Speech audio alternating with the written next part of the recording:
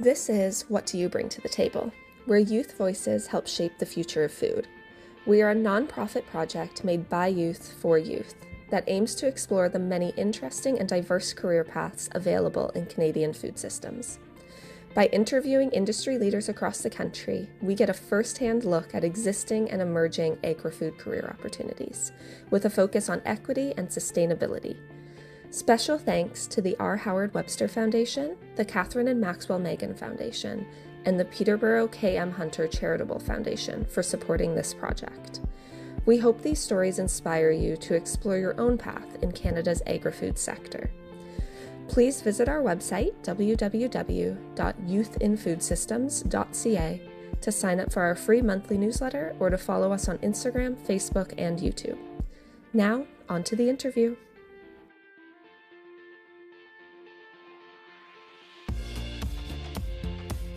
This is episode 5, Vaani and Lindsay. My name is Vaani Patel, and today I'm interviewing Lindsay Brandon, who works as the CEO of Permaculture. Thank you for joining us, Lindsay. You're welcome. So, to start off today, my first question to you will be, what role do you play as the CEO of Permaculture, and what inspired you to enter your career? Yeah, so I actually have two companies. Permaculture Canada is one of them, and Garden is the other. So Permaculture Canada is ecological restoration, watershed restoration, it's policy change, it's education about regenerative practices. So it's encompassing a network of all the people that are involved in this type of work across Canada. I intend to make relationships between them. We create designs for people. So we create food forest designs, rotational grazing pattern designs, full-scale homestead development. So anything from like a quarter acre all the way up to hundreds of acres.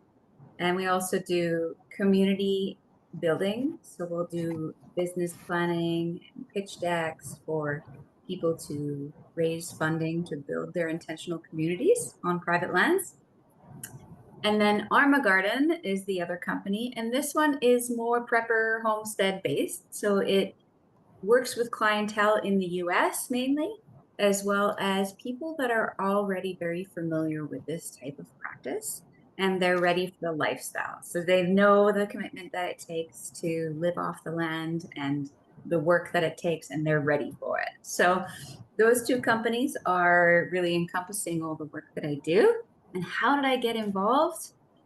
Well, there was this big mess that happened a few years ago. And I was at that time, I had been in the fitness industry for 15 years as a yoga instructor, personal trainer, kickboxing, Zumba, dance instructor. I was performing, so I'm a dance artist, I'm a vocalist, I'm a musician. But all of that came to a rapid halt. And I thought, this is the way the world is heading. Where are the farmers at? I'm out, right? I just want to go get my feet in the soil and just go, grow food. So that's what I did. And then I jumped, head first kind of into permaculture education because there was an online course that was being offered.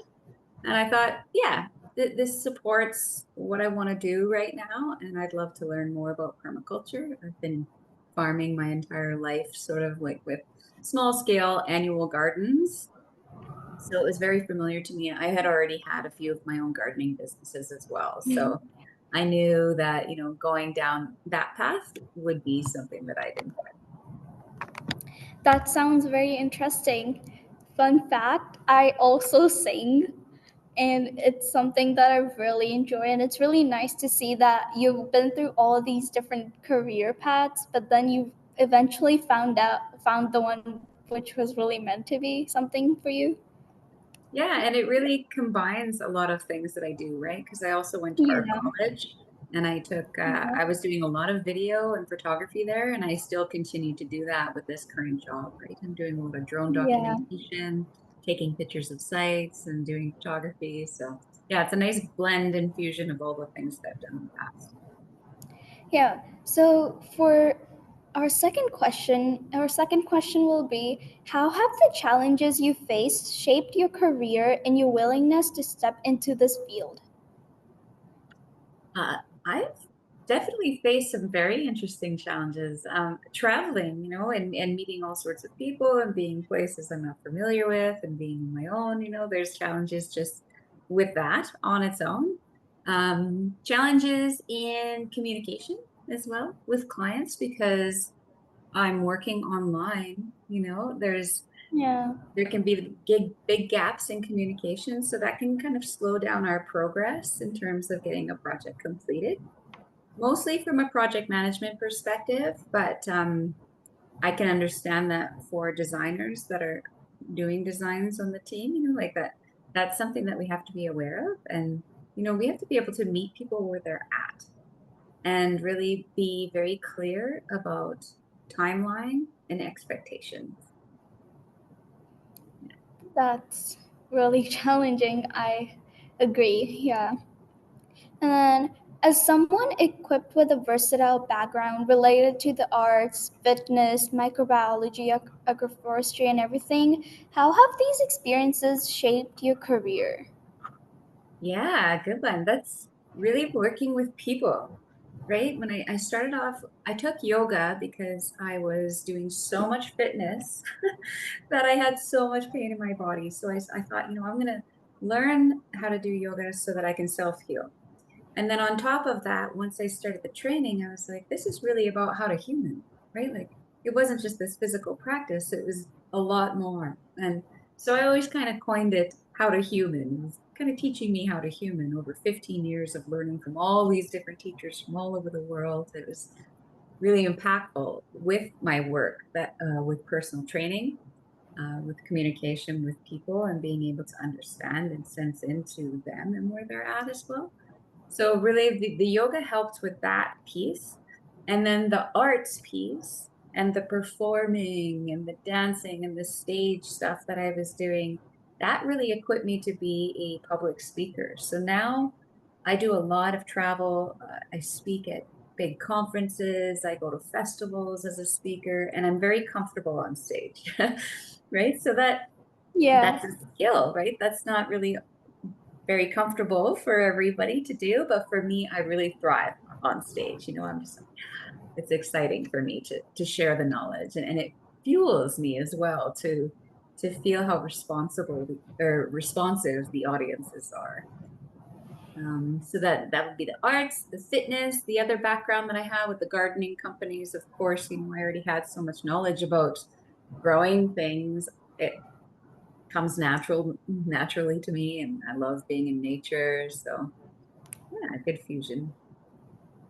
Yeah, I totally agree. I also, as I told you, I also sing and everything, but it's really difficult for me to go on stage because that's something that I really like have to struggle with and work with it together.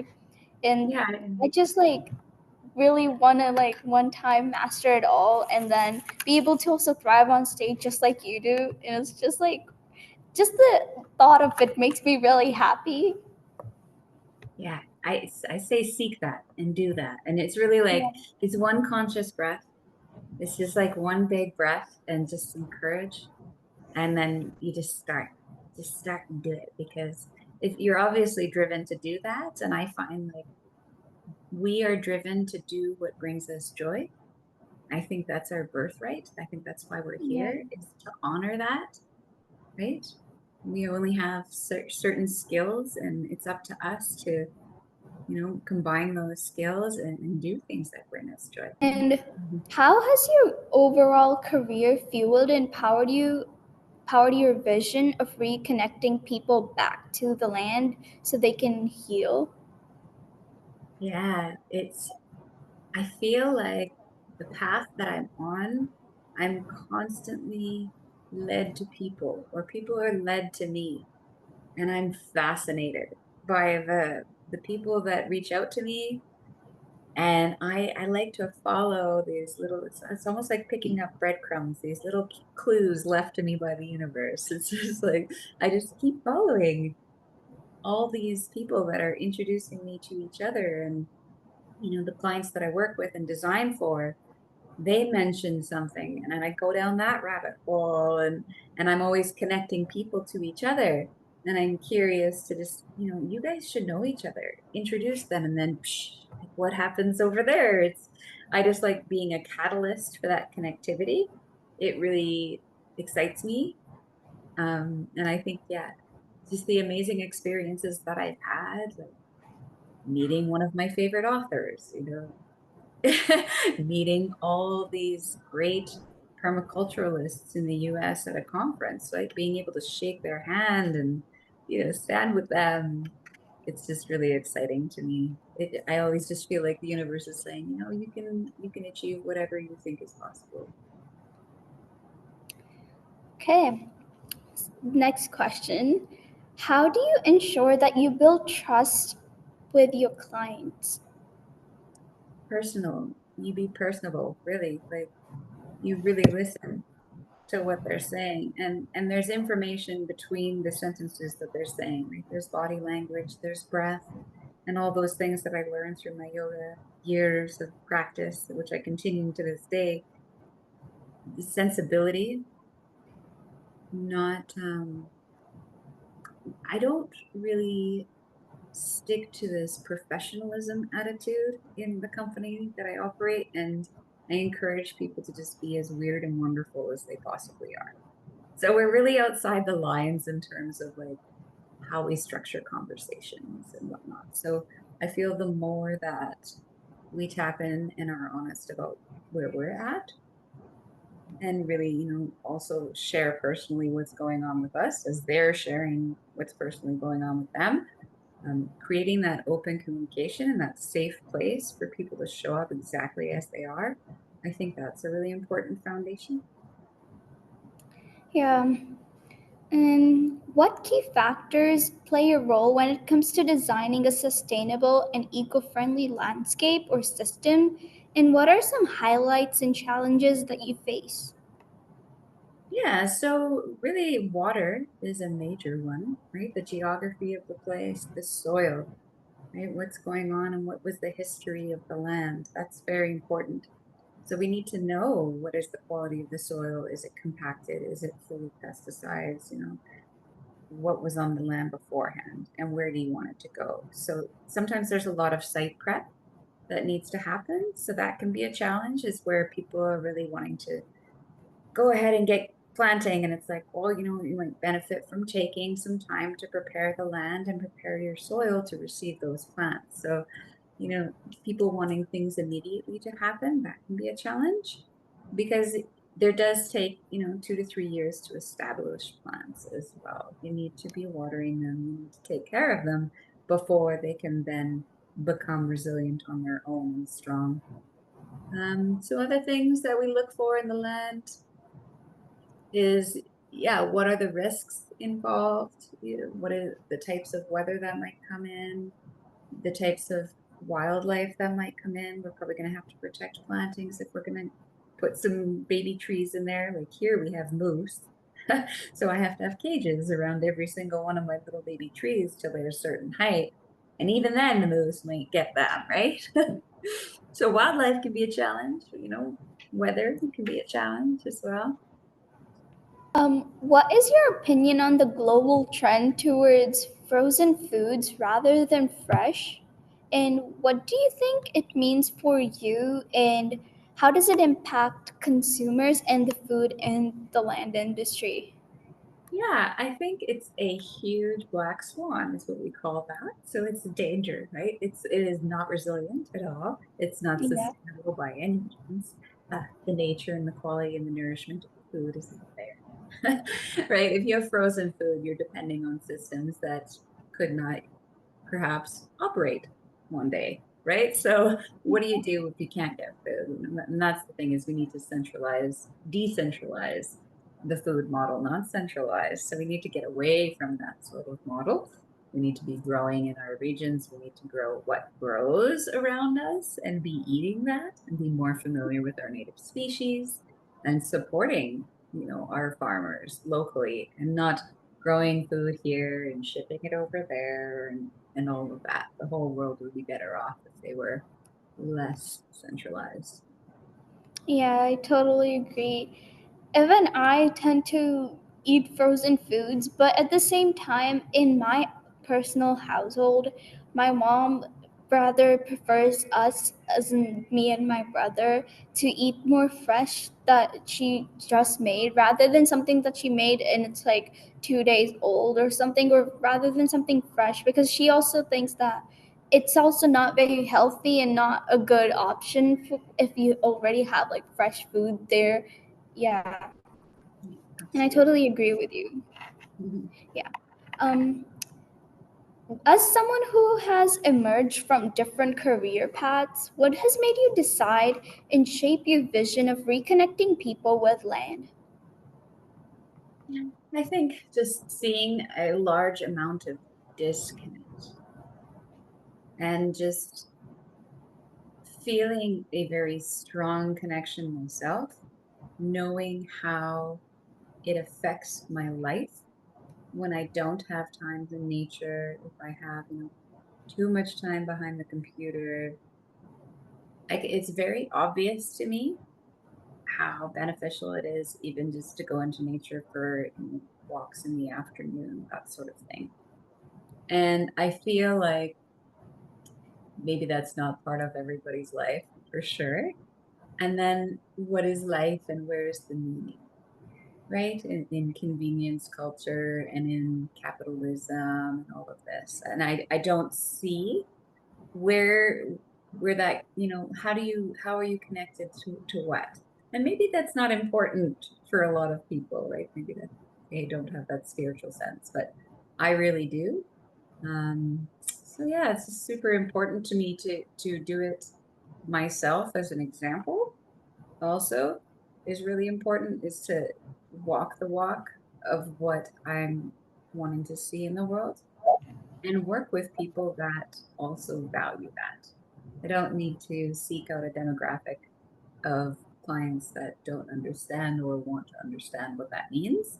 And that's kind of part of also assessing my clientele and if we're a good fit to work together. Yeah, and what is your advice to individuals who are aiming for the same career path or vision related to the food systems? I think it really depends on what way they want to go with food systems because with permaculture, we're doing design. So we're doing food forestry. We can do CSA model farming design. If you were a cattle farmer, we can do rotational grazing plan and teach you how to grow emergency forage so that you have food growing on your land in the event that there's a disruption in your supply if you're not growing your own hay or whatnot. Um, so I think it depends on the approach of what kind of food they want to do. There's also vertical farming, right? There's indoor grow, but really permaculture kind of encompasses all of those things. So I would suggest that they start there because it's a less, uh, I guess, less time commitment than going to a full scale university or college. It may not be necessary. um, and then you can get your toes in the water, kind of dipping into what permaculture is, and start from there. And I would make sure that you go to somebody who is a accredited teacher because as permaculture is getting more popular, all sorts of people are teaching and some people are teaching for free. So if you really want to make a occupation out of it, you really should seek out the best education that you possibly can because people are offering it all over the place and you get what you pay for. So. Yeah, so that's all for our questions today. Thank you so much for chatting here with me. Is there anything else you'd like to tell our audience? That Vaani probably has the most beautiful voice and we're all Thank ready you so much. Thank you so much. Get out there and sing.